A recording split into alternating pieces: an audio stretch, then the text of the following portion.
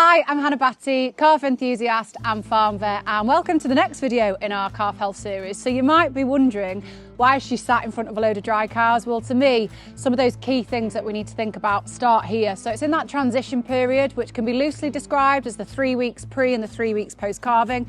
This is when our cow is potentially going to be producing that good quality colostrum to support our calf.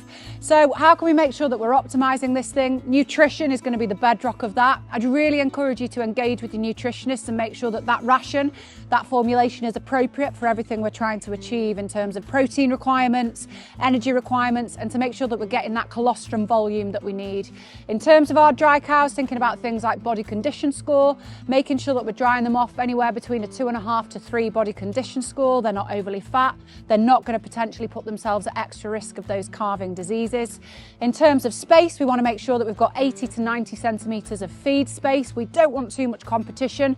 Think about your dry cow. She's going to be that little bit bigger, that little bit wider. So making sure we've got good fresh feed and plenty of space available is key. In addition to that, our rations are often that little bit drier when we're thinking about those dry cows. So fresh water, making sure it's really clean and really palatable is also going to be critical.